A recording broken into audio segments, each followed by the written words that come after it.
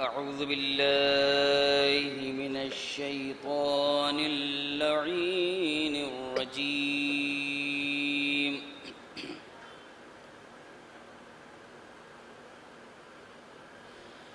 بسم الله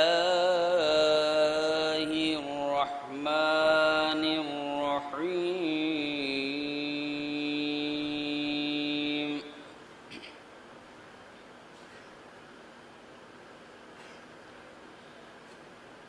أولئك عليهم صلوات من ربهم ورحمة وأولئك هم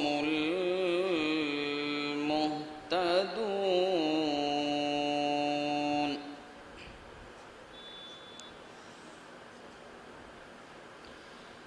إن الصفا والمروة من شعائر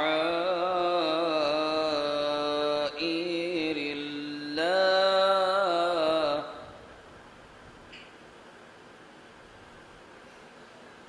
فمن حج البيت أو اعتمر فلا جناح عليه أن يطوف بهما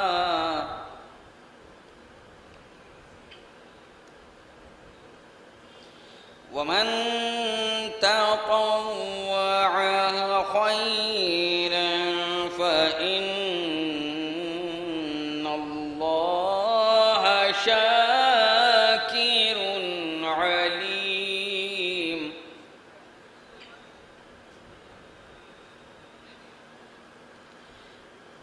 إن الذين يكتمون ما أنزلنا من البينات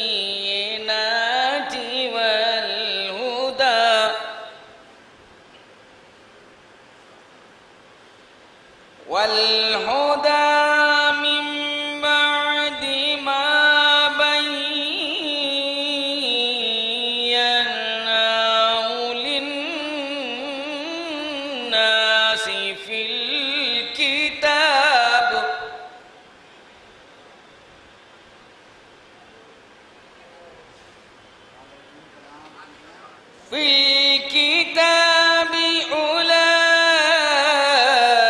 أولئك يلعنهم الله ويلعنهم اللاعنون.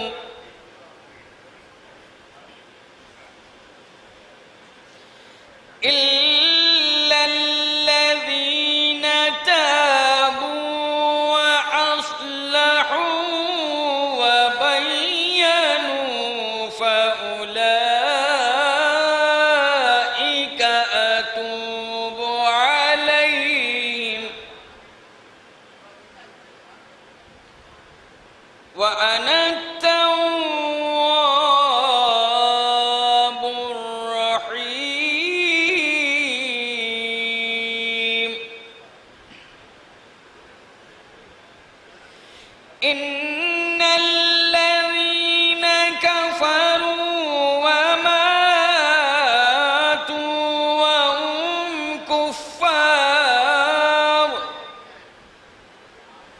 وهم كفار أولئك عليهم لعنة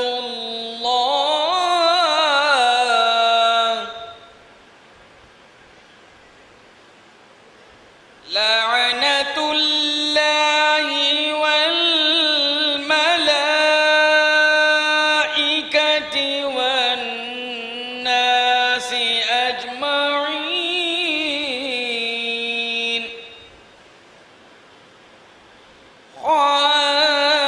خالدين فيها لا يخفف عنهم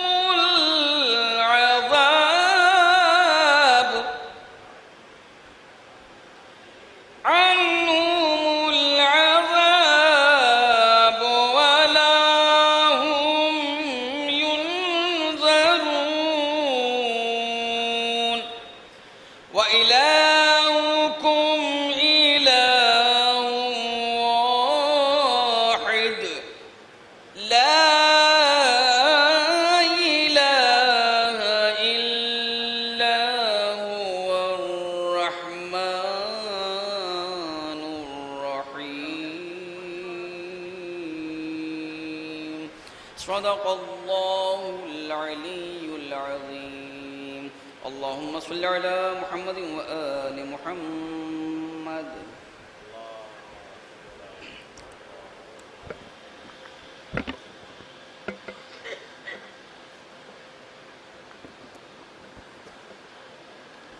حضرات کوشش یہ ہے کہ پہلے جو چھوٹے بچے ہیں جو ننھے عزادار ہیں ان کو موقع دیا جائے اور جتنا زیادہ ہو سکے ان کو موقع دیا جائے. تو میں گزارش گزار ہوں محمد علی صلی اللہ علیہ وسلم سے کہ وہ آئیں اور نذرانہ عقیدت پیش کریں. ایک باواز بلند نعرہ صلوات. تھوڑا اس کو پیچھے کر لو تاکہ وہ اس میں آڑ میں ہو جائیں گے نا ممبر کی جو پرابلم ہے. آ گیا پڑھو پڑھو. شاہ کی لاڈل جب قید زندان ہوئے روئی گھبرائے بہت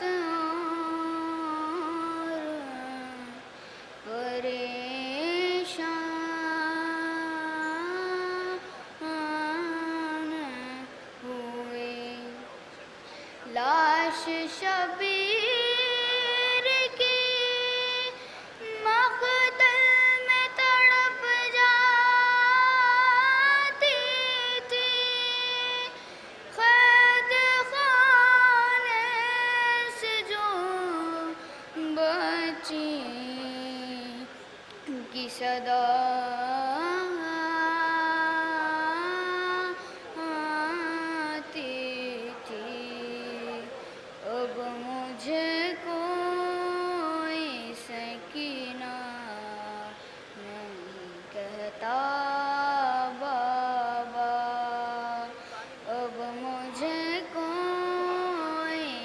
سکینہ نہیں کہتا بابا. قیدی کہتا ہے کوئی،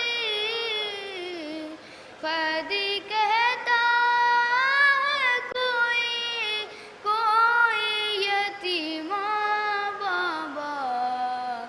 اب مجھے کوئی سکینہ کہتا بابا. خون بشیر سے اندازہ کیا تھا میں نے، آپ کا چہرہ تو پہچان لیا تھا میں نے. آپ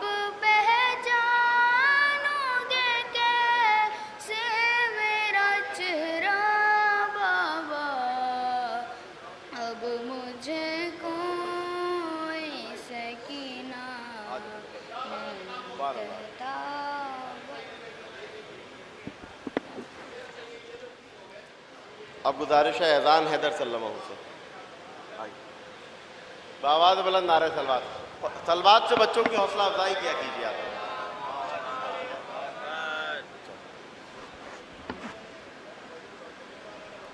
نعرہ صلوات.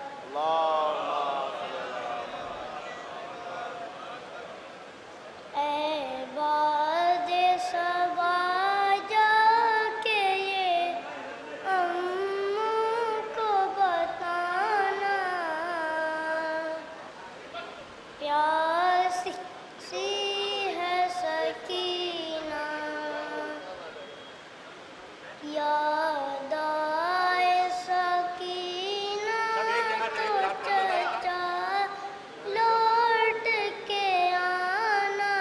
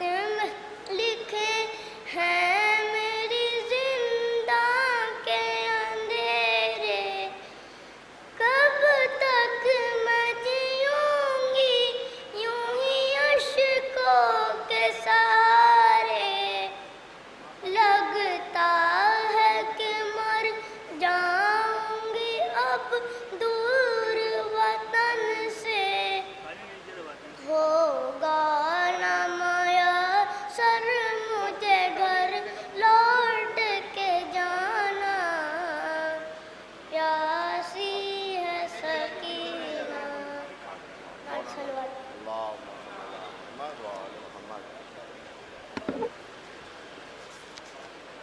हज़रत कुछ ऐलान समात फरमा लें।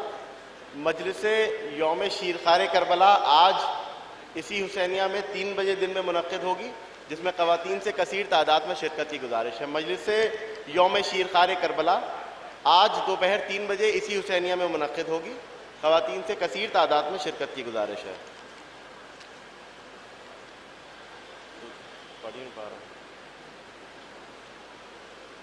8 मुहर्रम को सुबह शाही खैरात खाने में एक मजलिस अज़ा मुनक्किद होगी, जिसमें मौलाना सैयद कल्ब जवाद साहब क़िबला का बयान होगा। मोमिनीन से कसीर तादाद में शिरकत की गुजारिश है। 8 मुहर्रम को सुबह 8 बजे शाही खैरात खाना। अब मैं गुजारिश गुजार हूँ जनाब मोहम्मद लारैब साहब से कि वो आएँ और बारगाह इमाम अली मकाम में नजराना अक़ीदत पेश करें। एक बावाज़ बुलंद नारे सलवात।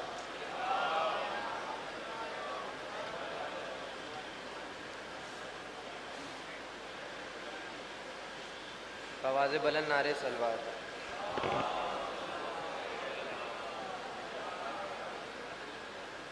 कहती थी ये माँ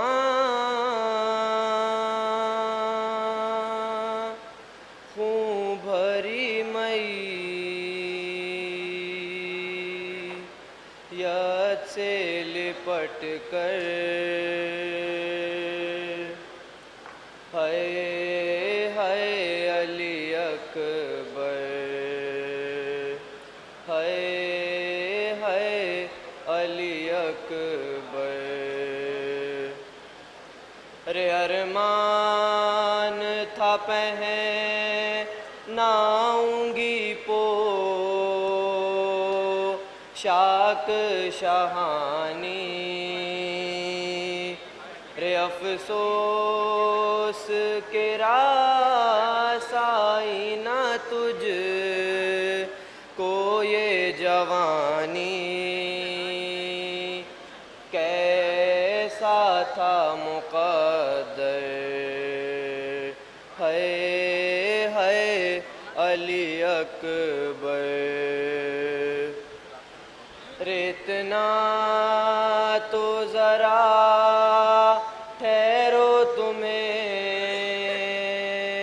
दूल्हा बना लूं,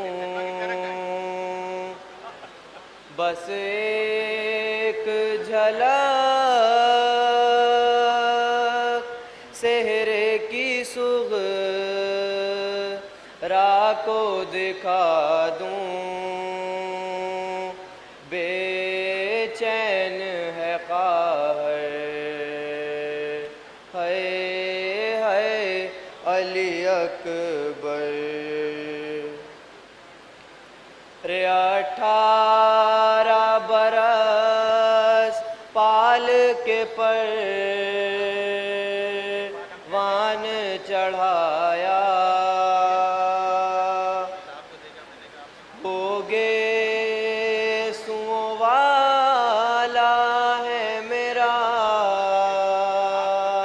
खून में नहाया, ये क्या हुआ दिलबर, है अली अकबर। आवाज़ बुलंद नारे सलवात। हज़रात सलाम अलैकुम। मैं ये बात अर्ज़ करने के लिए खड़ा हुआ हूँ कि देखिए, यहाँ बच्चे बहुत पढ़ा करते थे हमेशा से। हम लोग भी बचपने से जवान हुए, जवान से बुढ़ापा आ गया इसी मिंबर के साए में। मैं ख़ास तौर से ख़वातीन से, अपनी बहनों से कहना चाहता हूँ कि वो अपने बच्चों को तैयार करें, उनको शेर पढ़ने के लिए तरबियत दें, ताकि उनका हिबावट उठे। अगले आने वाली नस्ल वही है और उन्हीं की हौसला अफजाई होना चाहिए। अपने बच्चों को नौयत सिखाइए, सलाम, क़तात, और यहाँ भेजिए पढ़ने के लिए, ताकि वो हुसैन एक आगे जाकर उनकी ज़िम्मेदारी हो कि वो किस तरीके से हुसैनियत को फैलाएंगे। कभी हो सकता है कि कहीं ऐसी जगह जाना पड़े जहाँ कोई ना हो, وہاں شعر پڑھنا پڑے. تو میری سب سے گزارش ہے خاص طور سے, کیونکہ مجھے حیرت ہے, بچے یہاں بہت آیا کرتے تھے لیکن 1-2 بچے خالی آ رہے ہیں آج کل, جو اچھی بات نہیں ہے. روزانہ 8-9 بچے ہونا چاہیے کم سے کم. تو میں خاص طور سے خواتین سے گزارش کروں گا کہ وہ اپنے بچوں کو نوحے سلام قطعات یاد کروا کے یہاں بھیجیں, اور روز پڑھنے کے لیے الگ الگ, ابھی 3-4 دن ہیں, تو مجھے امید ہے کہ یہ ایک چھوٹی سی میری گزارش ہے, اس پر آپ لوگ ضرور عمل کریں گے. یہاں شعراء کے لیے جگہ کم ہوتی ہے, جو ابتدا کرتے ہیں ان کے لیے جگہ زیادہ ہوتی ہے, اور جو ہم لوگ چاہتے یہی ہے کہ نئے جو بچے ہیں وہ آگے بڑھیں اور بڑے ہو کر مداح اہل بیت بنیں اور اہل بیت کا پیغام کو آگے پھیلائیں. تو امید ہے کہ لوگ میری اس نئی آواز پر لبیک کہیں گے. نعرہ صلوات.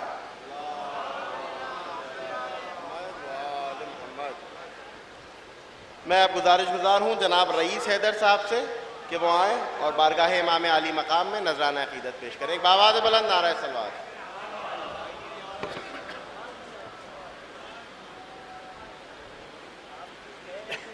ایک نہ ہو کہ چند شعر. آجا میرے حسین, آجا میرے حسین, آجا میرے حسین, جب سے تو ہو گیا ہے بے وطن, سہتی رہی ہوں میں رنج جو محن, مرکت کو چھوڑ کر میں تیرے ساتھ ہوں, ہائے میرے حسین. آجا میرے حسین, آجا میرے حسین. دکھیاری ماں کو یہ احساس ہے, خشک ہونٹوں پہ تیرے پیاس ہے, پانی نہ مل سکا پیاسا تو رہ گیا, ہائے میرے حسین. آجا میرے حسین, آجا میرے حسین. ہائے مجبور زینب کیا کرے, کیسے دیکھے گلا کٹتے ہوئے, خنجر ہے حلق پر جسم تیروں پر ہے, برپا ہے شور و شیر. آجا میرے حسین, آجا میرے حسین. چکیاں پیس کر پالا تجھے, آجا آغوش میں لے لوں تجھے, جنت کو چھوڑ کر حیدر بھی آ گئے, سن کے زہرا کے بیت. آجا میرے حسین, آجا میرے حسین. مانگی رب سے دعا پڑھ کر نماز, نوحہ پڑھتا رہے تھے رایات, حسرت رضا کی ہے چومے تیرا روضہ, مالک مشرقین. آجا میرے حسین, آجا میرے حسین.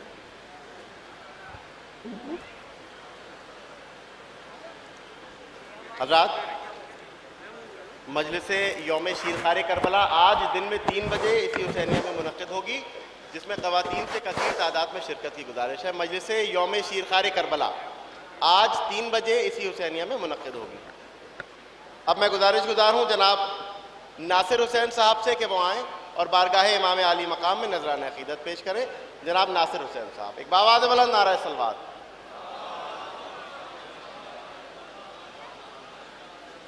یہ کربلا کی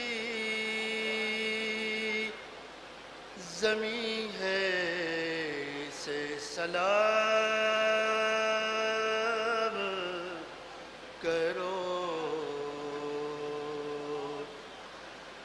ہے اس میں خون حسین, اس کا احترام کرو, بچشم نم کہا بیمار سے یہ زینب نے, ہے بے کفن میرا بھائی, کچھ انتظام کرو، وفا کے ہونٹوں پر مہر سکوت کہتی ہے، یہ حسین پاس ہیں عباس، کچھ کلام کرو، کہے تو کیسے علمدار سے کہے زینب، سکینہ پیاسی ہے پانی کا انتظام کرو، کہا سکینہ سے زینب نے لاش غازی پر، کہا سکینہ سے زینب نے لاش غازی پر، ناب ملیں گے چچا آخری سلام کرو، کہا حسین سے زینب نے رو کے اے بھیا،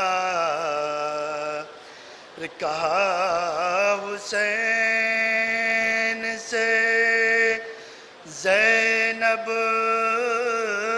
نے رو کے اے بھیا، میں جا رہی وہ سواری کا انتظام کرو، کہا یہ زینب بے کس نے ہم ہے بنت امام، کہا یہ زینب بے کس نے ہم ہے بنت امام، نہ سربر ہے نہ ہمیں ساکنان شام کرو، جب عائشہ میں غریبہ تو بولے اہل حرم، جب عائشہ میں غریبہ تو بولے اہل حرم، یہ اندھیرو اب تم ہی پردے کا انتظام کرو، سکینہ مر گئیں زینب نے آہ بھر کے کہا سکینہ مر گئیں، زینب نے آہ بھر کے کہا اسیر و ماتم بنت شہ انام کرو، ملے گی تجھ کو بھی کامل نجات کی منزل، ملے گی تجھ کو بھی کامل نجات کی منزل، راہ حسین میں قدموں کو تیز گام کرو۔ حضرات جناب تشریف لا چکے ہیں، میں انتہائی ادب و احترام کے ساتھ گزارش گزار ہوں آفتاب شریعت عالی جناب مولانا سید قلب جواد صاحب قبلہ سے کہ وہ رونق افروز ممبر ہوں اور مجلس کو خطاب کریں۔ ایک بآواز بلند نعرہ صلوات۔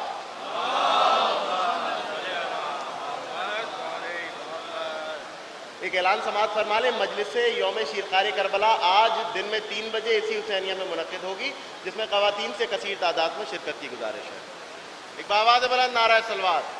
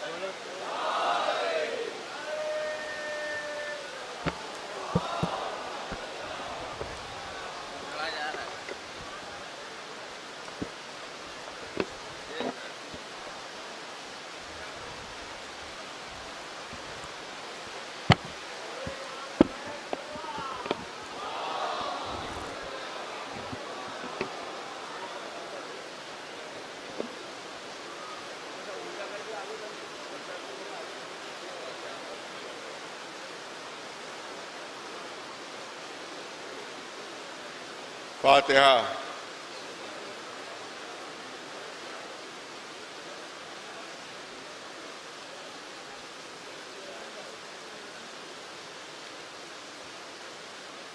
اعوذ باللہ السمیع العلیم من الشیطان اللعین الرجیم، بسم اللہ الرحمن الرحیم، الحمد للہ رب العالمین، والصلاة والسلام علی سید الانبیاء والمرسلین، سیدنا و نبینا و شفیع المذنبین ابی القاسم محمد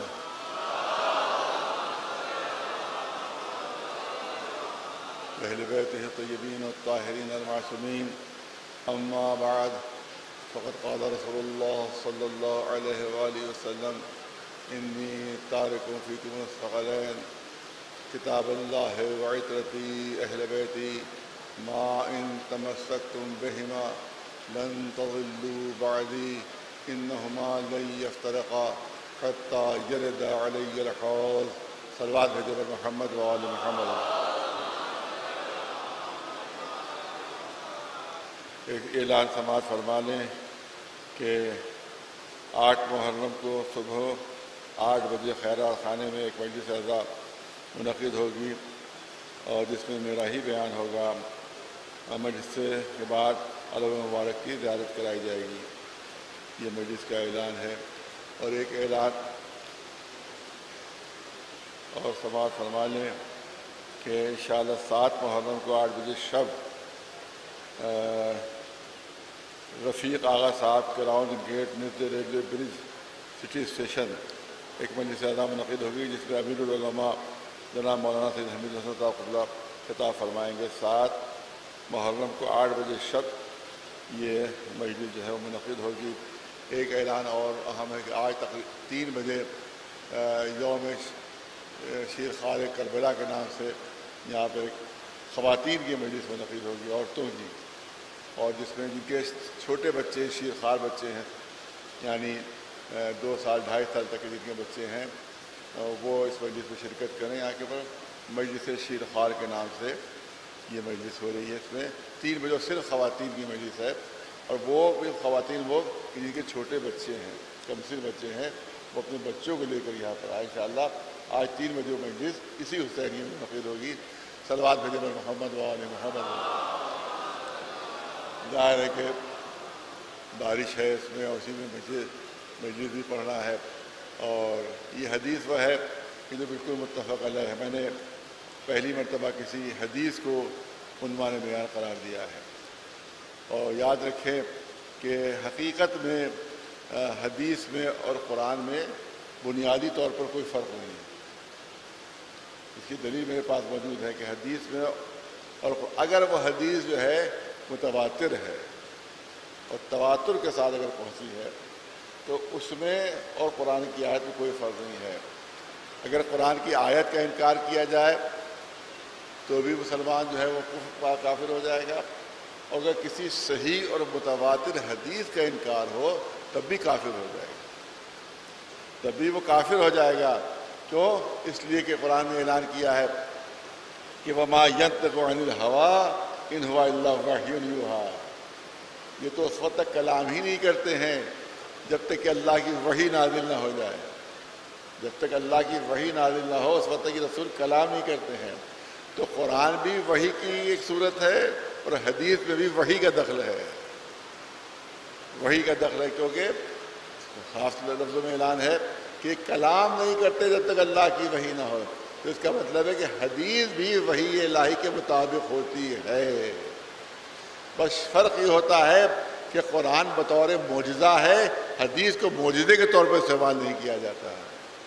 قرآن کی ایک ایک حرف ایک ایک لفظ معجزہ ہے، مگر حدیث کو بطور معجزہ نہیں پیش کیا جاتا ہے۔ لیکن فرق نہیں ہے، یہ تمام علماء شیعہ، سنی، وہابی، دیوبندی، سب کا فیصلہ یہ ہے کہ اگر کوئی حدیث ثابت ہو جائے کہ رسول اللہ کی ہے، تواتر سے اور تمام ادلہ سے اگر ثابت ہو جائے کہ یہ رسول اللہ کی حدیث ہے، تو پھر اس کی مخالفت کرنا حرام اور ناجائز، اور اس کی مخالفت کرنے والا جو ہے وہ کافر ہو جائے گا۔ کہ جس طرح سے قرآن کی آیت کا انکار کرنے والا کافر ہو جائے گا، اسی لیے وہ حدیث لفظ ہر حدیث نہیں، حدیثیں تو لاکھوں ہیں، لاکھوں حدیثیں ہیں، لاکھوں حدیثوں کی بات نہیں ہو رہی ہے۔ اس حدیث کی بات ہو رہی ہے کہ جس کو علماء نے اور علم حدیث کے ماہرین نے بتا دیا ہو کہ یہ صحیح بھی ہے اور متواتر بھی ہے۔ متواتر یعنی شروع سے لے کر آخر تک اتنے لوگوں نے اس کو نقل کیا ہے کہ جس کے جھوٹ پر اجتماع ہونا جو ہے وہ ناممکن ہو جائے۔ لہذا ایسی حدیث بھی قرآن کے برابر ٹھہرائی جاتی ہے۔ لہذا یہ حدیث جس کے میں نے آپ کے سامنے پیش کیا ہے، یہ حدیث صحیح بھی ہے، حدیث متواتر بھی ہے۔ یہاں تک کہ صحیح مسلم کہ جو مسلمانوں کی سب سے جو عظیم کتابیں مانی گئی ہیں، صحیح بخاری اور صحیح مسلم میں ہی حدیث موجود ہے، جس میں رسول نے ارشاد فرمایا کہ 2 چیزیں چھوڑ کر جا رہا ہوں، قرآن اور اہل بیت۔ لہذا اگر کوئی اس سے انکار کر رہا ہے تو تمام مسلمان فقہوں کے مطابق وہ کافر اور مشرک ہو جائے گا، اسلام سے خارج ہو جائے گا۔ اس کا مطلب یہ ہے کہ اگر ہمیں مسلمان ہونا ہے تو ہمیں اس حدیث کو ماننا پڑے گا کہ رسول اللہ صرف 2 چیزیں چھوڑ کر جا رہے ہیں، ایک قرآن ہے اور ایک اطرت اور اہل بیت۔ ایک سلوات بھیجو محمد۔ کسی مقام پر میں نے یہ عرض کیا تھا، لیکن میں نے کہا کہ بہت سی باتیں جیسے 20 سال 25 سال پہلے میں نے کہہ دی ہیں، آج کا جو بچہ ہے شاید اس تک وہ بات نہیں پہنچی ہے، لہٰذا میں چاہتا ہوں کہ آج کے بچے اور جوانوں تک بھی وہ باتیں پہنچ جائیں جو ہمارے بزرگوں کو معلوم ہے۔ تو بات بزرگوں کے لیے نہیں ہے، آج کے بچوں اور جوانوں کے لیے یہ بات ہے جو میں پیش کرنا چاہتا ہوں۔ حدیث اگرچہ متواتر ہے، حدیث اگرچہ صحیح ہے، اگرچہ حدیث صحیح مسلم میں موجود ہے، لیکن پھر اعتراض کرنے والے اعتراض کر دیتے ہیں، کہتے ہیں صاحب یہ حدیث ہماری سمجھ میں نہیں آ رہی ہے، یہ حدیث لگتا ہے کہ صحیح نہیں ہے۔ کہ ابھی کیوں، کیا بات ہے، آپ کا کیا دلیل ہے؟ کہ صاحب ہمارے پاس دلیل موجود ہے۔ کیا دلیل ہے؟ کیا دلیل یہ ہے کہ آپ کہتے ہیں رسول نے یہ ارشاد فرمایا کہ میں صرف 2 چیزیں چھوڑ کر جا رہا ہوں، قرآن اور اہل بیت، جبکہ رسول نے تو بہت سی چیزیں چھوڑی تھیں۔ بہت توجہ جو دیکھیے، اس کی مخالفت میں جو پیش کیا جاتا ہے میں چاہتا ہوں عرض کروں تاکہ آج کے بچوں اور جوانوں تک بات پہنچ جائے۔ اگر کوئی اعتراض کرے تو کم از کم اس کے پاس جواب محفوظ ہو۔ یہ میری کوشش رہتی ہے کہ رسول اللہ تو بہت سی چیزیں چھوڑ کر جا رہے تھے، تو اگر یہ رسول اللہ کی حدیث ہوتی تو ان تمام چیزوں کا تذکرہ ہوتا نام بنام، کہ یہ بھی چھوڑ رہا ہوں، یہ بھی چھوڑ رہا ہوں، یہ بھی چھوڑ رہا ہوں، یہ بھی چھوڑ رہا ہوں۔ ارے بھائی بتائیے رسول اللہ کیا کیا چھوڑ کر جا رہے تھے؟ ارے صاحب جہاں قرآن چھوڑا تھا رسول نے، جہاں اہل بیت چھوڑے تھے، وہاں اپنی ازواج بھی تو چھوڑی تھی جو امہات المومنین ہیں، تو ان کا بھی تذکرہ ہونا چاہیے تھا۔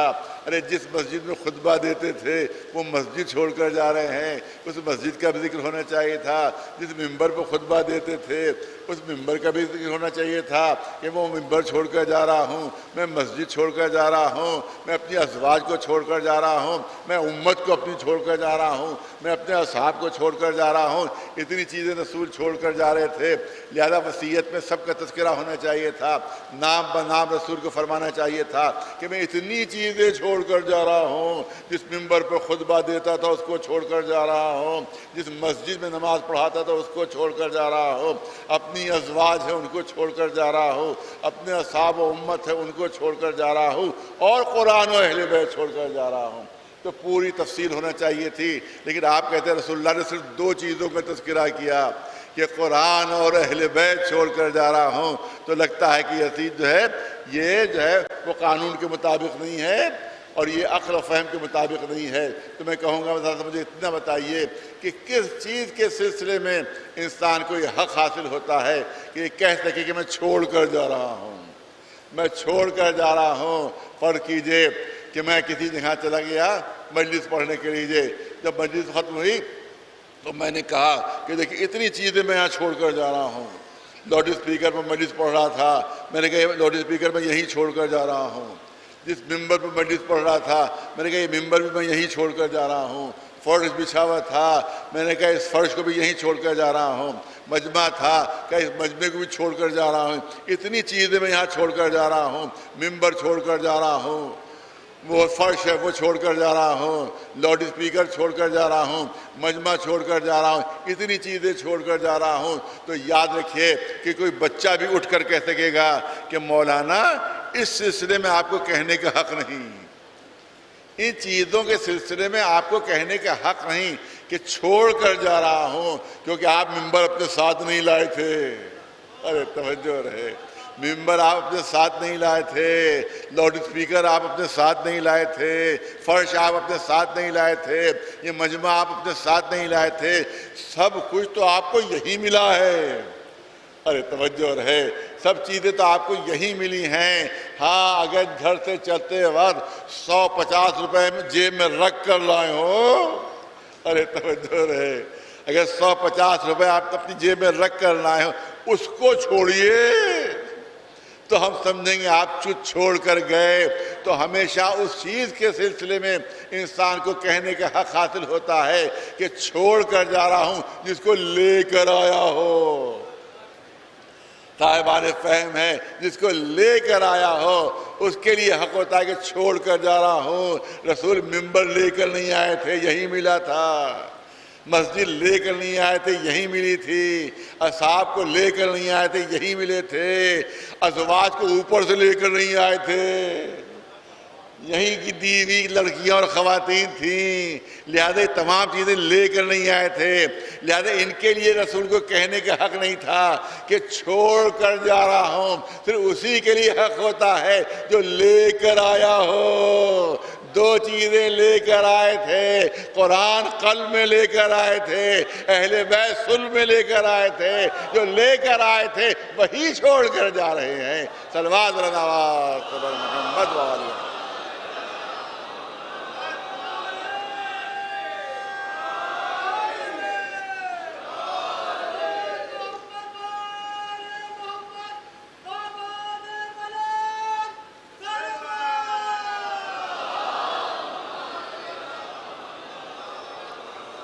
میری کوشش، اللہ اکبر، یا رسول اللہ، یا علی یا علی۔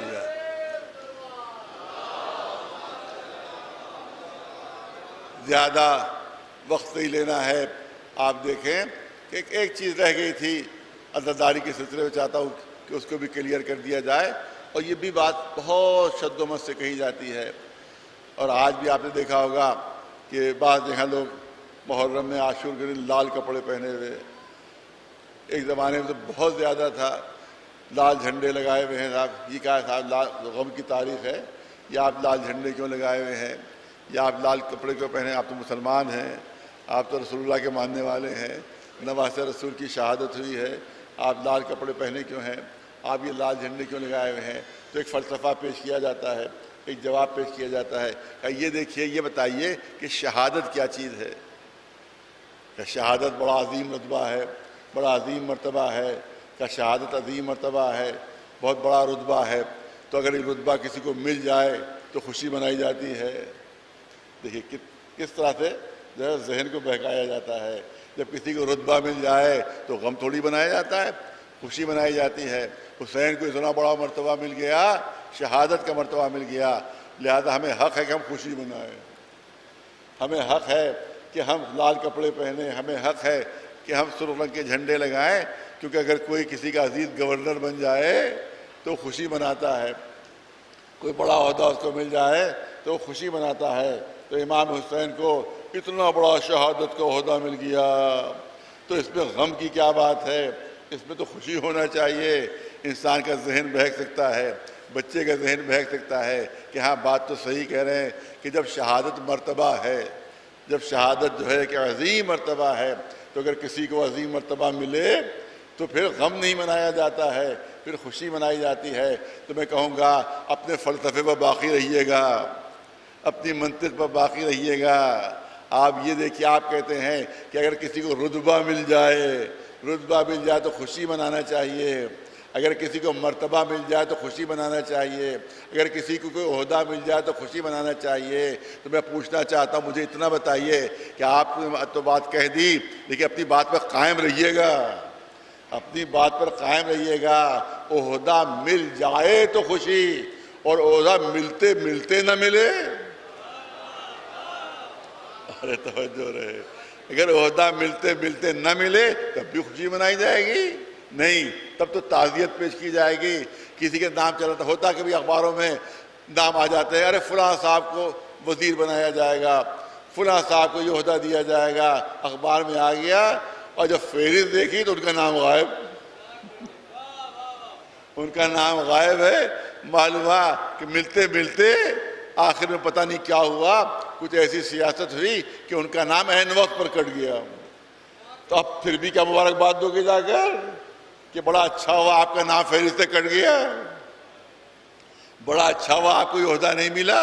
تو اس کا مطلب ہے آپ جب کہتے ہیں کہ جب عہدہ ملنے پر خوشی منائی جاتی ہے، کیونکہ شہادت سب سے بڑا عہدہ ہے، سب سے بڑا مرتبہ ہے، حسین کو یہ عہدہ اور مرتبہ مل گیا، لہذا اس کی خوشی منائی جانا چاہیے، غم نہیں منایا چاہیے۔ تو میں کہتا ہوں کہ اسی بات کو پلٹ دیجئے کہ اگر عہدہ ملتے ملتے رہ جائے اور وہ عہدہ نہ ملے تو کیا تب بھی آپ جا کر مبارکباد دیں گے؟ تب بھی آپ جا کر خوشی منائیں گے؟ نہیں، بلکہ اس کے بعد جتنے چاہنے والے ہیں ان کی آنکھوں میں آنسو ہوں گے، جتنے ماننے والے ہیں ان سب کے سر جھکے ہوں گے، پتہ نہیں کیا بات ہو گئی، عین وقت پر نام کٹ گیا، ورنہ جو مونے عزیز دار تھے وہ تو وزیر بننے والے تھے، وہ تو گورنر بننے والے تھے، وہ بھی غمگین ہے کہ جس کو عہدہ نہیں ملا، چاہنے والے بھی غمگین ہیں۔ تو مجھے یہ بتاؤ اسماعیل کو شہادت ملنے والی تھی، توجہ رہے، اسماعیل کو شہادت ملنے والی تھی، مگر ملتے ملتے نہیں ملی، ملتے ملتے نہیں ملی۔ شہید ہوئے تھے؟ نہیں، شہید نہیں ہوئے تھے، ملتے ملتے نہیں ملی۔ تو شہادت جیسا عظیم مرتبہ اس سے اسماعیل محروم رہ گئے، تو اب عید کیوں منا رہے ہو؟ اب خوشی کیسے؟ اب 10 بقرعید کو، 10 ذی الحجہ کو یوم غم ہونا چاہیے، عید نہیں ہونا چاہیے۔ ایک صلوات بھیجے بلند آواز پر محمد والے۔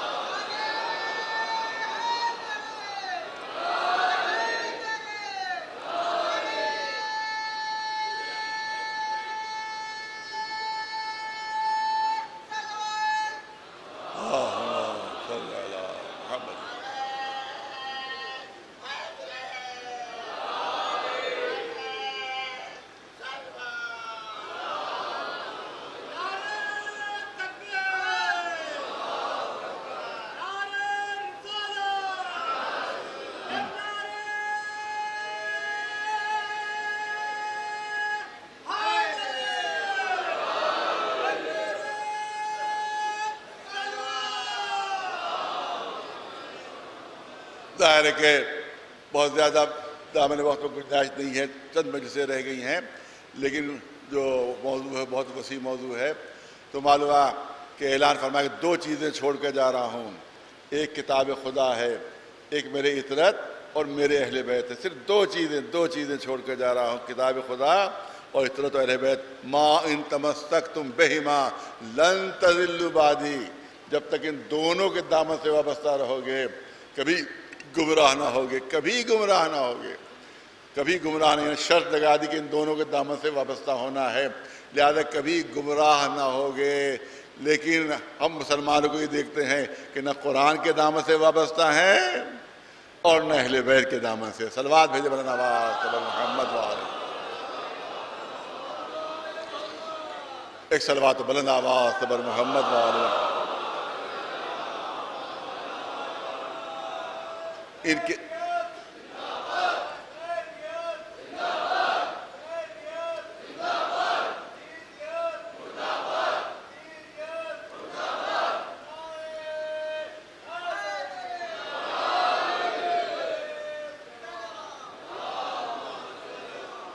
میں نے کہا ہمیشہ میری کوشش یہ رہتی ہے کہ 2-2-4 والی گفتگو ہو، کوئی مبہم بات نہ ہو، کوئی ایسی بات نہ ہو کہ جو کسی کی سمجھ میں نہ آئے۔ کوشش یہ ہوتی ہے کہ چھوٹا بچہ بھی بات سمجھ جائے۔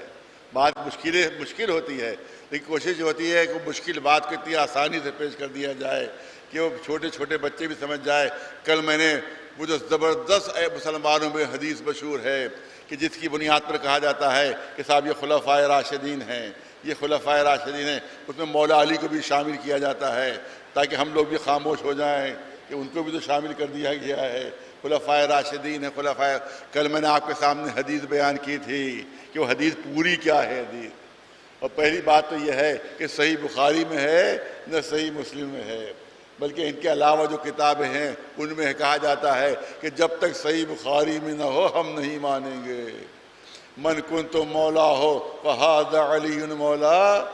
کہا بھئی یہ حدیث آپ نہیں مانتے؟ کہ نہیں مانتے۔ کیوں نہیں؟ صحیح بخاری میں نہیں ہے، صحیح بخاری میں نہیں ہے، اس لیے ہم اس کو نہیں مان سکتے۔ جب تک صحیح بخاری شریف میں نہ ہو اس وقت تک ہم تسلیم نہیں کریں گے، اس وقت تک۔ اور دوسرے درجے پر بھی صحیح مسلم ہے کہ اس میں بھی ہونا چاہیے، لہذا اس میں بھی نہیں ہے، لہذا ہم اس کو کیسے مان لیں، کیسے تسلیم کر لیں؟ تو اس کا مطلب ہے کہ صحیح بخاری میں کیونکہ نہیں ہے اس لیے نہیں مانتے۔ تو یہ حدیث صحیح بخاری میں کہاں ہے؟ کل میں نے آپ کے سامنے پڑھ کر سنائی تھی کہ دیکھو میرے بعد شدید اختلافات ہوں گے، علیکم بسنتی و سنت الخلفاء الراشدین، لہذا میری سنت سے تمسکو بہا۔ یہ جملے ہیں آخر کے، تمسکو، ان سے متمسک ہو جاؤ، ان سے متمسک ہو جاؤ، ان سے تمسک حاصل کرو، یہ رسول نے فرمایا، یہ ان کی حدیث ہے، ہماری نہیں حدیث، یہ ان کی حدیث ہے کہ ان سے متمسک ہو جانا، میری سنت سے اور سنت خلفائے راشدین سے متمسک ہو جانا۔ اور اس کے بعد ایک لفظ اور اس دفعہ کیا تھا رسول نے جو نہیں بیان کیا جاتا، اس کو کاٹ دیا جاتا ہے، اس کو حذف کر دیا جاتا ہے، سنت خلفائے الراشدین المہدیین۔ یہ جملہ، یہ لفظ ساتھ ساتھ ہے کہ یہ مہدی ہیں، یہ راشدین بھی ہیں اور یہ مہدی بھی ہیں۔ کبھی آپ نے سنا کہ یہ لفظ استعمال کیا ہو کسی نے؟ نہیں، علماء اہل سنت میں کوئی کبھی کسی نے آج تک نہیں سنا کہ کسی نے یہ بھی لفظ استعمال کیا مہدیین، کیونکہ ان کو ڈر لگتا ہے مہدی استعمال کرتے ہوئے، لفظ مہدی استعمال کرتے ہوئے ڈر لگتا ہے، کیونکہ ان میں کوئی مہدی ہے ہی نہیں، وہاں کوئی مہدی ہے ہی نہیں۔ اور یہاں رسول کی حدیث اگر صحیح مان لیا جائے تو خلفائے راشدین وہی ہے کہ جن میں مہدی موجود ہے۔ ایک صلوات بھیجے بلا نواز محمد والے۔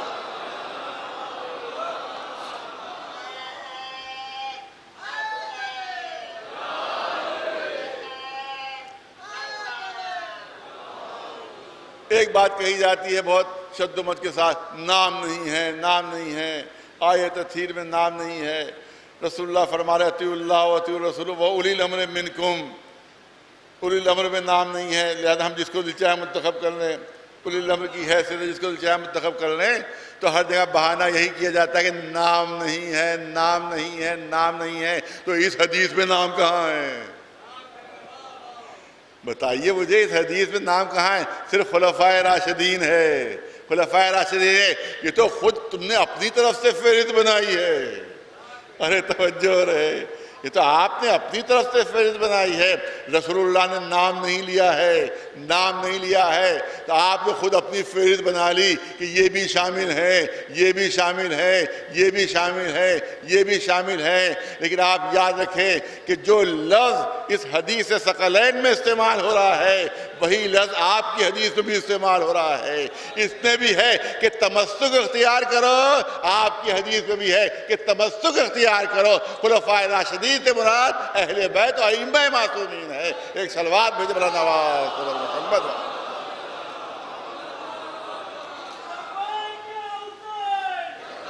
یا حسین بیت، یا حسین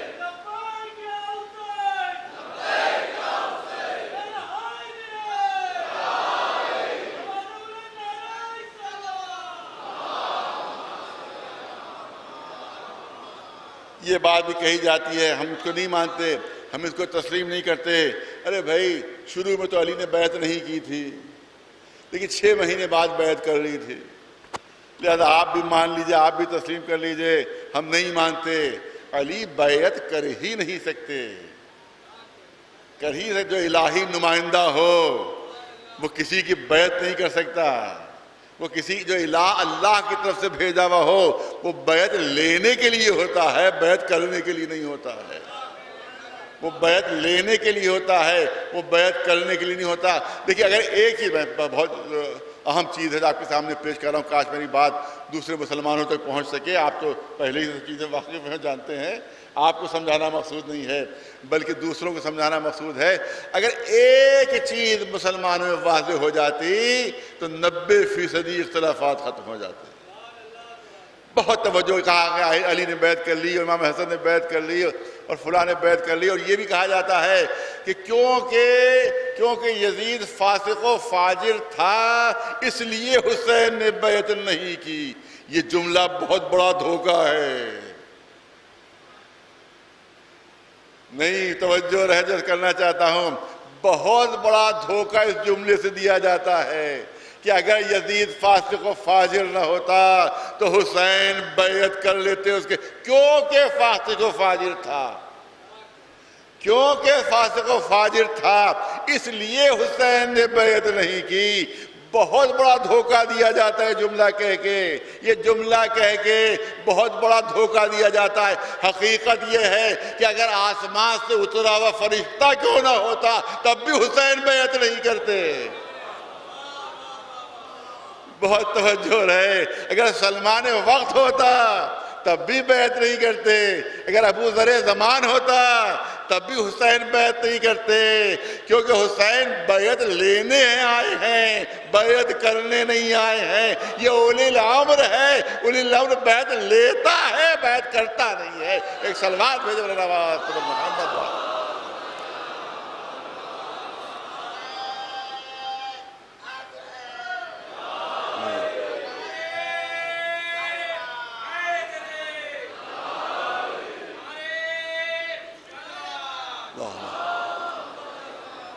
اگرچہ موضوع بہت تفصیلی ہے, میں چاہتا ہوں بہت شارٹ کر کے کل انشاءاللہ اگر موقع رہا ہے پرسوں تو اس کو اور زیادہ تفصیل سے بیان کیا جائے. فرق کیا ہے ہم میں اور عام مسلمانوں کے مسلک میں؟ بنیادی فرق ہے. اگر یہ بات مسلمانوں کی سمجھ میں آ جائے تو میں نے کہا 90% مسائل حل ہو جائیں گے. ان کے یہاں ہمارے یہاں دوسرے فرقوں میں بیعت کرنے کے بعد امام بنتا ہے. توجہ رہے, بیعت کی تب وہ رہبر بنے, بیعت کی تب وہ حکمراں بنے, بیعت کی تب وہ امام بنے, بیعت کی تب وہ رسول کے جانشین بنے. تو اس کا مطلب یہ ہے کہ بیعت پہلے ہوتی ہے, عہدہ بعد میں ہوتا ہے. ارے توجہ چاہوں گا آپ حضرات کی جہاں تک بات پہنچ رہی ہے کہ ہمارے یہاں مسلمانوں کو دوسرے فرقوں میں بیعت پہلے, بہت توجہ رہے لفظوں پر, بیعت پہلے ہوتی ہے, عہدہ بعد میں ہوتا ہے. بیعت پہلے ہوتی ہے, حکمراں بعد میں ہوتا ہے. بیعت پہلے ہوتی ہے, بعد میں بیعت کے ذریعے سے امام بنتا ہے. بیعت پہلے ہوتی ہے, بیعت ہونے کے بعد رہبر بنتا ہے. ہمارے یہاں معاملہ برعکس ہے, ہمارے یہاں معاملہ برعکس ہے. ہمارے یہاں امام ہوتا ہے تو بیعت ہوتی ہے. ارے توجہ, امام ہوتا ہے تو بیعت ہوتی ہے. بیعت کرنے سے امام نہیں ہوتا, کیونکہ امام ہوتا ہے اس لیے بیعت ہوتی ہے. ایک صلوات بھیجے بلند آواز سے بر محمد وآل محمد.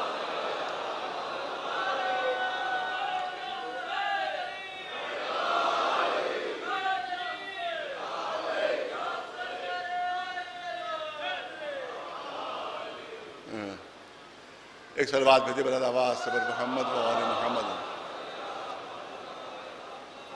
ایک تو امام زمانہ ٹرسٹ کے سلسلے میں گزارش ہے کہ بہت بڑی خدمتیں اس کے ذریعے ہو رہی ہیں, لہذا اس میں زیادہ سے زیادہ تعاون کیجیے.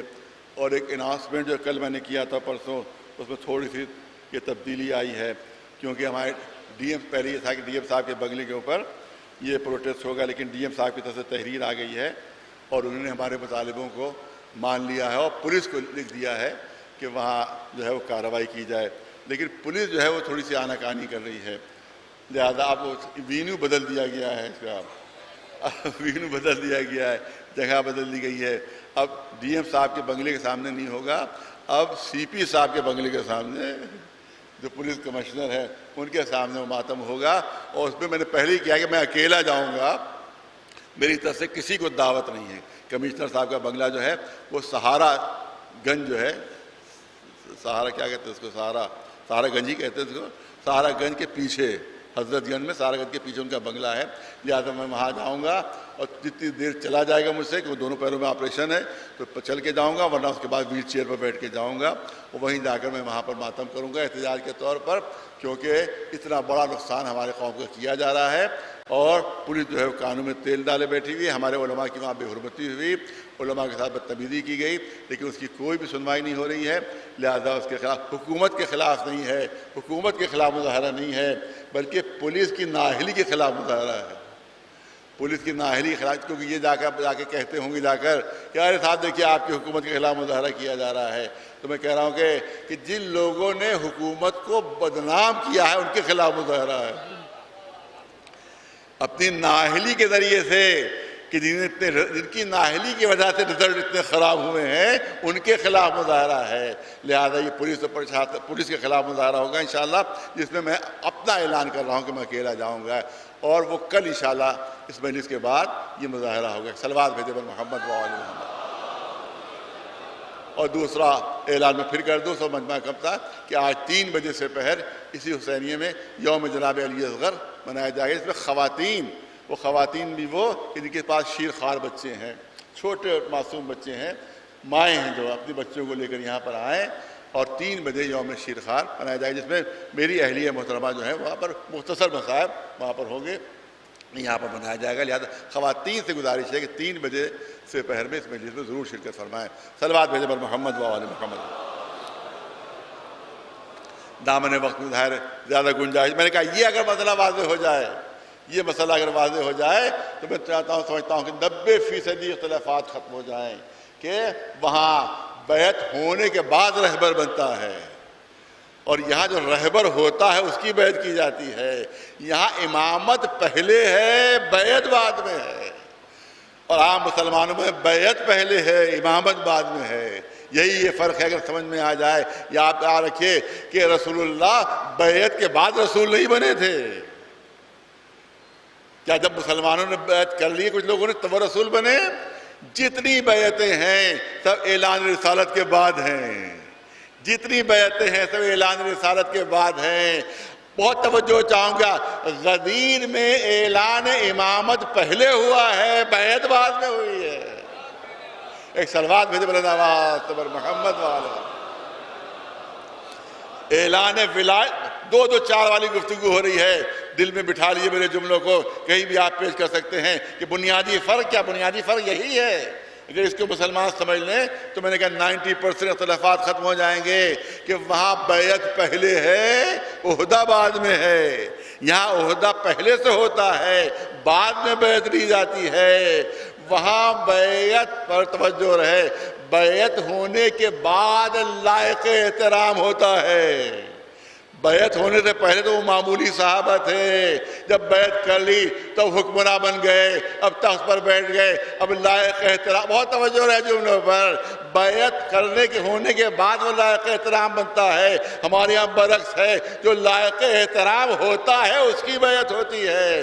وہاں بیعت جس سے ہو، ارے توجہ رہے، بیعت جس سے ہو وہ لائق احترام بن جاتا ہے۔ ہمارے یہاں جو بیعت کرے وہ لائق احترام ہو جاتا ہے۔ ایک صلوات بھیجے بلند آواز بر محمد۔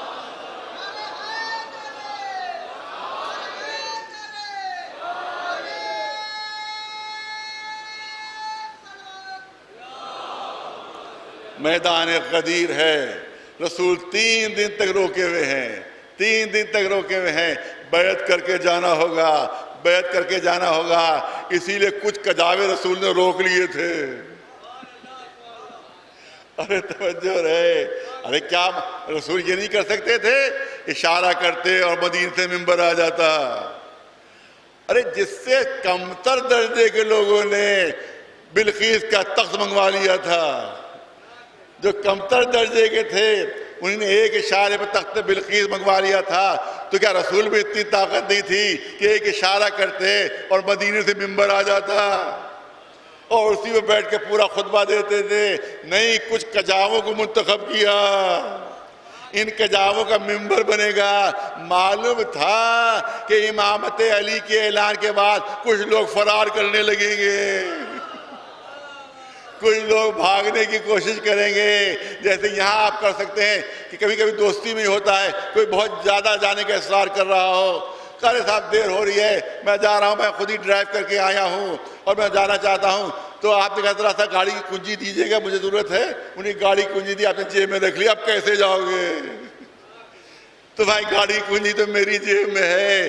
تو اس زمانے میں گاڑیاں ہوتی ہیں، اس زمانے میں اونٹ ہوتے تھے کہ جن پر کجاوے رکھے ہوتے تھے، جس پر سفر ہوتا تھا۔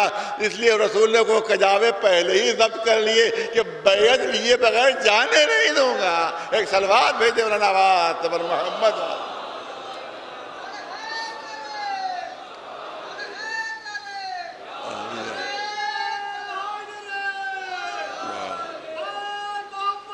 بیعت ہو رہی ہے، اللہم صلی اللہ محمد، اللہم صلی اللہ محمد۔ بیعت ہو رہی ہے، لوگوں نے آ کر تعجب سے کہا کہ اللہ کے رسول، علی تو عجیب انداز سے بیعت لے رہے ہیں، علی تو عجیب انداز سے بیعت لے رہے ہیں۔ کہ کس طرح سے؟ کہ علی کا ہاتھ اوپر ہے، بیعت کرنے والوں کا ہاتھ نیچے ہے۔ حالانکہ بیعت لی جاتی ہے تو بیعت کرنے والا جو لیتا ہے وہ اپنا ہاتھ بڑھاتا ہے اور بیعت کرنے والا ہاتھ پر ہاتھ رکھ دیتا ہے تو بیعت کرنے والے کا ہاتھ اوپر ہوتا ہے، جو بیعت لے رہا ہوتا ہے اس کا ہاتھ نیچے ہوتا ہے۔ کہ علی تو عجیب طریقے سے بیعت لے رہے ہیں، یہاں پہ علی کا ہاتھ اوپر ہے اور جو بیعت کر رہے ہیں ان کا ہاتھ نیچے ہے۔ رسول نے مسکرا کر کہا کہ علی بیعت مانگ نہیں رہے ہیں، بیعت لے رہے ہیں۔ ہاتھ پھیلاؤ یہ مانگنے کا طریقہ ہے، اور اوپر سے ہاتھ پر ہاتھ رکھ دو یہ لینے کا طریقہ ہے۔ صلوات بھیجے بلند آواز سے بر محمد والے، بلند آواز سے صلوات بھیجے بر محمد والے محمد۔ حدیث شریف انی تارک فیکم الثقلین، بس 2-3 جملے۔ انی تارک فیکم کتاب اللہ و عطرتی اہل بیتی، 2 چیزیں چھوڑ کر جا رہا ہوں، کتاب خدا اور میری عطرت اور میرے اہل بیت، 2 چیزیں چھوڑ کر جا رہا ہوں۔ دوسری حدیث پر رسول اللہ نے صاف کر دیا کہ مثل اہل بیتی کہ مثل سفینۃ نوح من رکبہا نجا ومن تخلف عنہا غرق وہوا، کہ میرے اہل بیت کی مثال سفینہ نوح کی سی ہے، جو اس سفینے پر سوار ہوا اسے نجات ملی، اور جس نے روگردانی اختیار کی وہ غرق دریائے دلالت ہوا۔ یہاں پر فخر الدین رازی کہتے ہیں کہ ہم بھی کو نجات ملے گی، شیعوں کو نہیں ملے گی۔ کیوں؟ کیا بات؟ کہ ہم اصحاب کو ہی مانتے ہیں، ہم اہل بیت کو ہی مانتے ہیں، ہم اصحاب کو ہی مانتے ہیں، ہم اہل بیت کو ہی مانتے ہیں۔ یہ شیعہ صرف اہل بیت کو مانتے ہیں، اصحاب کو نہیں مانتے۔ اس کی دلیل انہیں دیے علامہ فخر الدین رازی جو امام المفسرین کہلاتے ہیں، انہیں دلیل دی ہے کہ دیکھیے جب کشتیاں چلتی ہیں تو وہ ستاروں کے سہارے چلتی ہیں۔ جو کیپٹن ہوتا ہے کشتی کا، جو کپتان ہوتا ہے، جو چلانے والا ہوتا ہے، اس کی نظر ستاروں پر ہوتی۔ پرانے زمانے میں ستاروں کے سہارے کشتیاں چلتی تھیں، لہذا کشتی ستاروں کے سہارے چلتی ہے۔ ہم اہل بیت کی کشتی پر سوار بھی ہیں اور ستاروں پر نظر بھی ہے۔ یہ علامہ فخر الدین رازی لکھ رہے ہیں کہ ہم کشتی اہل بیت پر سوار بھی ہیں اور ستاروں پر نظر بھی ہے، اور رسول فرما چکے ہیں کہ میرے اصحاب ستاروں کی مانند ہیں۔ ارے بہت توجہ ہے، میرے اصحاب ستاروں کے مانند ہیں، لہذا میں کشتی پر ہم سوار ہیں اور ستاروں پر نظر بھی ہے۔ یہ شیعہ ہیں جنہوں نے اصحاب کو چھوڑ دیا تو کشتی چلے تو کیسے چلے؟ کیونکہ ستاروں کے سہارے کشتی چلتی ہے۔ میں سمجھتا ہوں کہ بات وہی کہہ سکتا ہے کہ جس کو دن میں تارے نظر آتے ہوں۔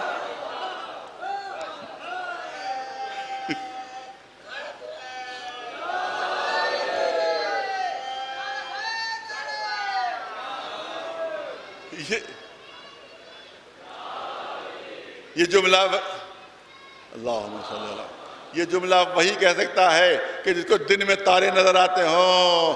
ارے کشتی نوح دن میں چلی تھی، رات میں نہیں چلی تھی۔ پھر دوسری چیز یہ ہے کہ ابر تھا، بارش ہو رہی تھی، یہ ابر میں ستارے کس نے دیکھ لیے؟ اس کا مطلب یہ ہے کہ ستاروں کے سہارے نہیں چل رہی تھی، مشیت کے اشاروں پر چل رہی تھی۔ ایک صلوات بلند آواز سے بر محمد وآلہ۔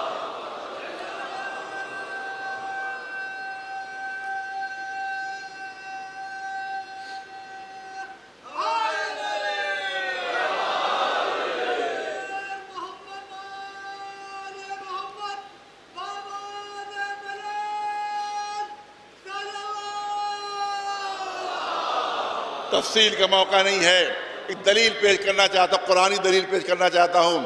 ہمیشہ یہ کہا جاتا ہے کہ آپ قرآن سے دلیل دیجئے، قرآن مجید سے دلیل دیجئے۔ اگرچہ صحیح مسلم میں یہ حدیث ہے مگر پھر بھی حدیث ہی تو ہے۔ قرآن سے دلیل دیجئے کہ کشتی اہل بیت جو ہے وہ نجات کا سبب ہے، اس پر جو سوار ہوا اس کو نجات ملی، جو سوار نہیں ہوا وہ غرق ہوا۔ آئیے دیکھیے قرآن مجید میں کیا اعلان ہو رہا ہے۔ جس وقت طوفان کی موجیں اٹھ رہی ہیں، جناب نوح کا سفینہ اسی طوفانوں کو توڑتا ہوا، اسی طوفان کا مقابلہ کرتا ہوا آگے بڑھ رہا ہے۔ کوہ جودی پر جا کر پہنچ کر وہ کشتی رکتی ہے۔ قرآن نے اعلان کیا، آج بھی قرآن میں موجود ہے، وَأَنْجَيْنَاهُ وَأَصْحَابَ السَّفِينَةِ۔ ارے توجہ رہے، ہم نے نوح کو نجات دی اور کشتی والوں کو نجات دی۔ ارے توجہ رہے، ہم نے نوح کو نجات دی اور اصحاب سفینہ کو نجات دی، جو کشتی میں اصحاب تھے ان کو نجات دی۔ ارے یہ اصحاب سفینہ کہاں ہیں؟ یہ تو نوح کے اصحاب ہیں۔ پالنے والے تجھے تو یہ کہنا چاہیے تھا کہ میں نے نوح کو اور اصحاب نوح کو نجات دی. ارے بہت توجہ چاہوں گا، پڑھا لکھا مجمع سامنے ہے. پالنے والے تجھے کہنا چاہیے تھا کہ میں نے نوح کو اور اصحاب نوح کو نجات دی، لیکن اصحاب کے ساتھ سفینے کی شرط لگا دی. ارے توجہ، قرآن نے سفینے کی شرط لگا دی کہ ہر صحابی کو نجات نہیں دی تھی، بس اس کو نجات دی تھی جو سفینے میں سوار تھا. صرف اس کو نجات ملی جو سفینے میں سوار تھا. اسی طرح رسول نے اعلان کیا کہ ہر صحابی کو نجات نہیں ملے گی، صرف اس کو ملے گی جو سفینے اہل بیت میں سوار ہوگا. ایک صلوات بھیجو محمد والا.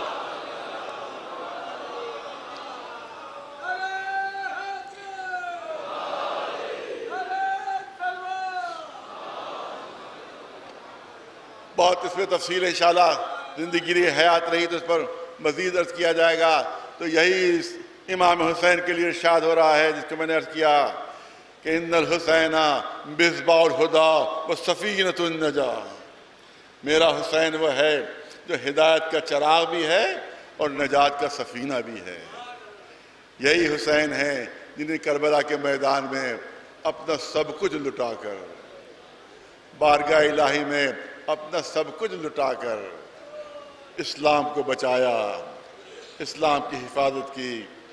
جب چلے تھے مدینے سے تو امام حسین کا صرف اتنا ہی جملہ تھا جو تاریخ میں درج ہے کہ میرے نانا کے دین، اگر تو میرے سر کے بغیر نہیں بچ سکتا تو اے تلواروں آؤ میرا سر حاضر ہے، اے تلواروں آؤ میرا سر حاضر ہے.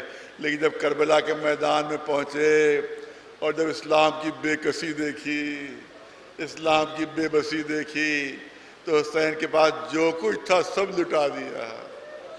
گویا حسین کربلا کے میدان میں اعلان کر رہے تھے کہ اے اسلام، اگر تیرے بازو کمزور ہیں تو گھبرانا نہیں، میرے بھائی عباس کے بازو حاضر ہیں. اے میرے نانا کے دین، اگر تیرا سینہ کمزور ہے تو گھبرانا نہیں، میرے علی اکبر کے سینے کا خون حاضر ہے. اے میرے نانا کے دین، اگر تیرا جسم پامال کیا جا رہا ہے تو تیرا جسم پامال نہیں ہونے دوں گا، چاہے میرا بھتیجا زندگی ہی میں پامال ہو جائے. اے میرے نانا کے دین، اگر تیرا گلا گھوٹا جا رہا ہے تو تیرے گلے کو بچا لوں گا، چاہے ننھے سے علی اصغر کے گلے پر 3 بھار کا تیر کیوں نہ لگ جائے. اے میرے نانا کے دین، اگر تیری کشتی بھنور میں ہے، اگر تیرا بادبان ٹوٹ چکا ہے تو تیری کشتی ڈوبنے نہیں دوں گا، چاہے زینب کی ردا کو بادبان کیوں نہ بنانا پڑ جائے. حسین نے سب کچھ نشاور کر دیا. لیکن حمید ابن مسلم کہتا ہے کہ ایک موقع ایسا تھا کہ میں نے حسین کے چہرے پر سب سے زیادہ مایوسی دیکھی. ایک موقع حمید ابن مسلم جو تاریخ کربلا لکھنے کے لیے موجود تھا، وہ کہتا ہے کہ میں نے ایک وقت ایسا دیکھا کہ جب حسین کے چہرے پر سب سے زیادہ مایوسی تھی. وہ کون سا وقت تھا؟ جب نوجوان علی اکبر ہاتھ جوڑے ہوئے حسین کے قریب آئے. اے بابا مرنے کی اجازت دیجئے، اے بابا مرنے کی اجازت دیجئے. اے علی اکبر، تم تو میرے دادا کی شبیہ ہو بہو تصویر ہو، رفتار و گفتار و کردار میں ہو بہو میری نانا سے تم ملتے جلتے ہو. کس دل سے تمہیں اجازت دوں، کس دل سے تمہیں اجازت دوں. روایت کہتی ہے علی اکبر نے قدموں پر سر رکھ دیا. بابا مرنے کی اجازت دیجئے، بابا مرنے کی اجازت دیجئے.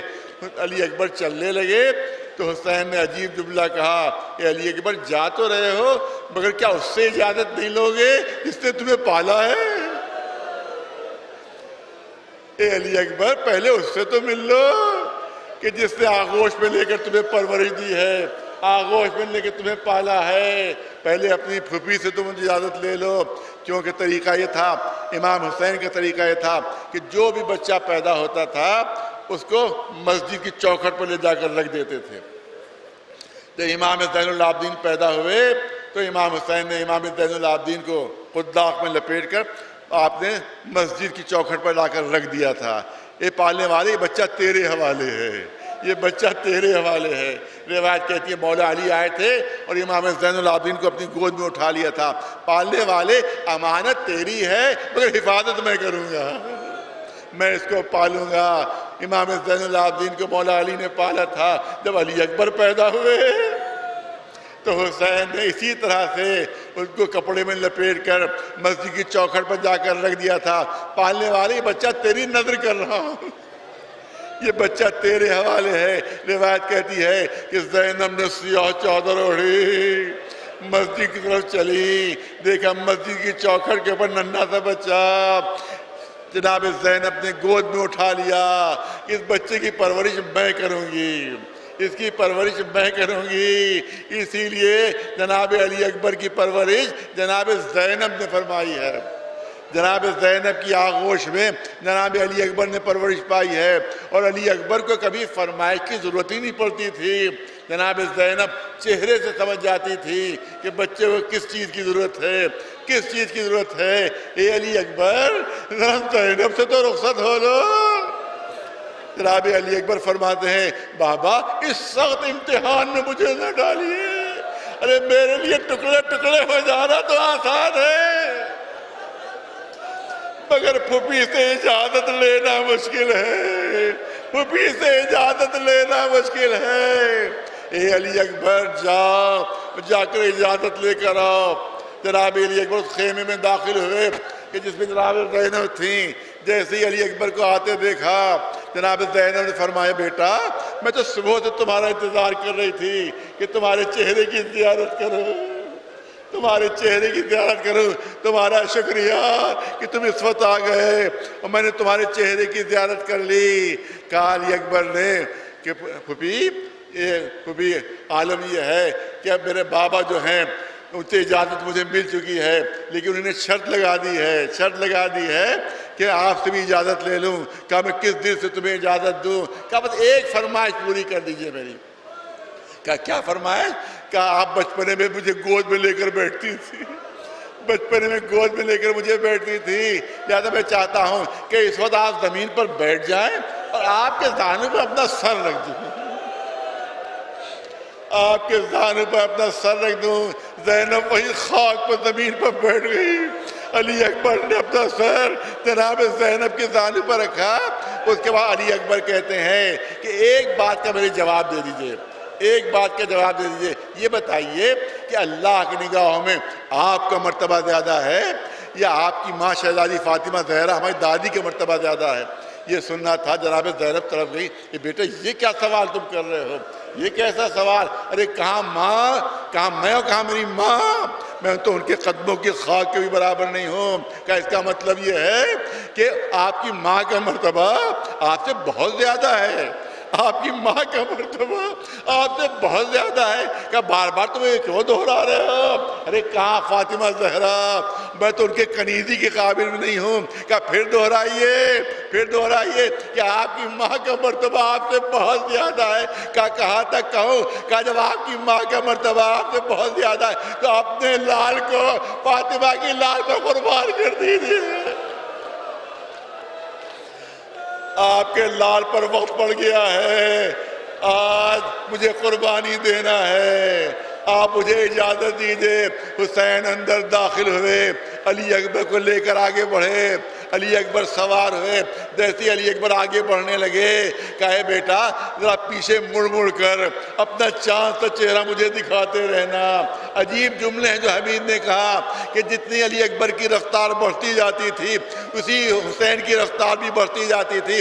یہ کہا علی اکبر کے کانوں میں کسی کے گرنے کی آواز آئے، اب جو پلٹ کر دیکھا بوڑھا باپ دوڑتے دوڑتے زمین پر گر پڑا ہے۔ اے بابا آپ تو مرنے کی اجازت دے چکے ہیں، آپ کا یہ کیا حال ہو رہا ہے؟ بیٹا اگر تم بھی صاحب اولاد ہوتے تو تمہیں اندازہ ہوتا کہ ایک بوڑھے باپ کے اوپر ایک جوان فرزند کی جدائی کا کیا اثر ہوتا ہے۔ ایک روایت یہ ہے کہ جب علی اکبر 17 حملے علی اکبر نے کیے ہیں، ہر حملے کے بعد امام حسین کے پاس آتے تھے اور کہتے تھے بابا آپ میری جنگ دیکھ رہے ہیں، بابا آپ میری جنگ دیکھ رہے ہیں؟ ہاں دیکھ رہا ہوں کہ تم نے کس طرح سے جنگ کی، تم نے دکھا دیا کہ اہل بیت کے جوان کس طرح سے جنگ کرتے ہیں۔ کہ بابا عجیب بات ہے، جب بھی میں بڑھ بڑھ کے حملے کرتا ہوں پہلو سے کسی کی آواز آتی ہے، ہاں علی اکبر ہاں ایسی ہی جنگ ہوتی ہے۔ بابا یہ کس کی آواز ہے؟ حسین نے فرمایا میرے بابا علی تمہاری جنگ دیکھنے کے لیے آ گئے ہیں۔ ہاں آخر میں آئے اے بابا اس عالم میں کہ زرہ کی کڑیوں سے خون ابل رہا تھا۔ آتے ہیں بابا اگر کہیں سے تھوڑا سا پانی مل جائے، تھوڑا سا پانی مل جائے، ایک گھونٹ بھی پانی مل جائے تو میں دکھاؤں کہ کیسے جنگ ہوتی ہے۔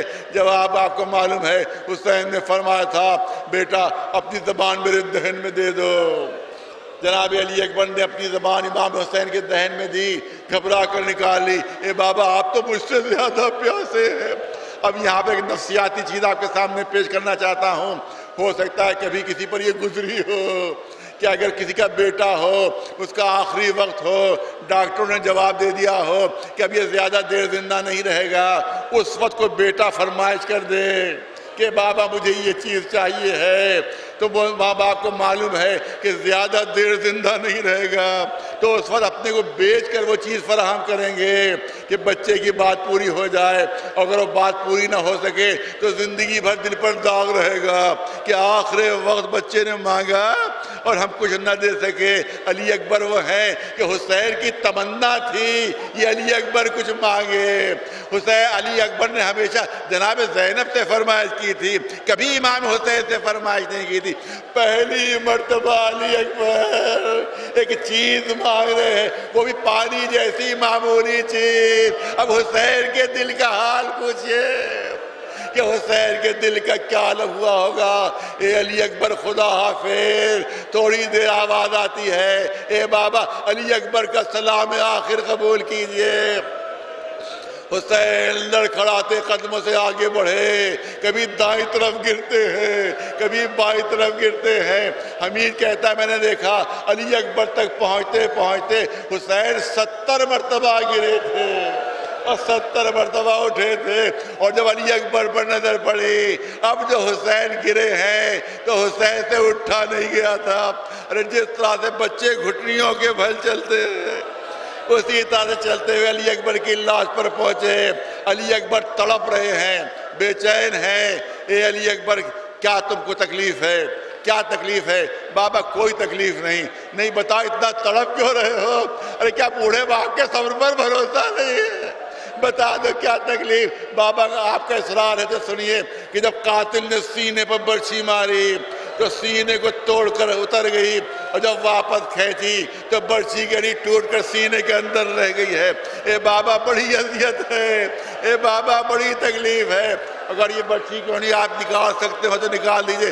ازادارہ بس 2 جملوں کی زحمت ہے۔ حسین نے آج سینے پلٹی، برچھی کی ٹوٹی یعنی کی طرف ہاتھ بڑھایا۔ یہ منظر ایسا تھا جو کائنات میں کسی نے نہ دیکھا تھا۔ روایت کہتی ہے آسمان کے دریچے کھلنے لگے، ملائکہ کی سواریاں آ گئیں، کیونکہ کسی ملک نے یہ منظر نہیں دیکھا تھا۔ سارے انبیاء آ گئے، کسی نبی نے یہ منظر نہیں دیکھا تھا کہ بوڑھا باپ اپنے ہاتھوں سے جوان بیٹے کے سینے سے برچھی کی یعنی کھینچ رہا ہو۔ تمام جنات آ گئے، رسول آ گئے، علی آ گئے، آواز آئی اپنی اپنی نگاہیں جھکا لو۔ اب فاطمہ زہرا کی سواری کربلا کے میدان میں پہنچ رہی ہے۔ جیسے ہی حسین نے ہاتھ بڑھایا جبریل تڑپ کر آگے بڑھے، اے آقا میں نے آپ کا جھولا جھولایا، اے آقا بڑی خدمت کی ہے اور یہ کام بڑا سخت ہے، آپ میرے سپرد کر دیجئے، میں انجام دے دوں گا۔ رسول دوڑ کر آگے بڑھے، اے بیٹا میں تمہاری مدد کیے دیتا ہوں۔ علی آگے بڑھے، اے بیٹا میں مدد کیے دیتا ہوں۔ فاطمہ زہرا نے سب کو ہٹایا، ارے سب ہٹا دے، ہٹ جائیے میں دیکھوں تو کہ میرے شیر کی تاثیر کیا ہے، میرے دودھ کا اثر کیا ہے۔ حسین نے برچھی کی یعنی کھینچی، علی اکبر کا کلیجہ باہر آ گیا، علی اکبر نے دم توڑا۔ بس ازاداروں مجلس ختم ہو رہی ہے۔ ایک روایت تو یہ ہے کہ وہی علی اکبر کا دم نکل گیا تھا، ایک روایت یہ ہے کہ نہیں ابھی جان باقی تھی، حسین نے بچوں کے ذریعے سے علی اکبر کو خیموں میں پہنچایا، تمام بیویاں سینہ پیٹتی ہوئی سامنے آ گئی، علی اکبر کا دم نکل رہا ہے، سانس اکھڑ چکی ہے، ننھی سی بچی سکینہ علی اکبر کے سرانے آ گئی۔ اے بھیا کیا آپ دنیا سے چاہ رہے ہیں؟ اے بھیا کیا آپ دنیا سے رخصت ہو رہے؟ اے بھیا کیا اپنا وعدہ بھول گئے؟ آپ نے کسی سے وعدہ کیا تھا کہ میں لینے آؤں گا فاطمہ کبریٰ، فاطمہ صغریٰ، آپ کا انتظار مدینے میں کر رہی ہے، اس کو ہم کیا جواب دیں گے؟ اے بابا ایک بار مجھے بہن کو دکھا دیجئے، ایک بار فاطمہ صغریٰ کو دکھا دیجئے، ارے مرنے سے پہلے اس کو دیکھنا چاہتا ہوں۔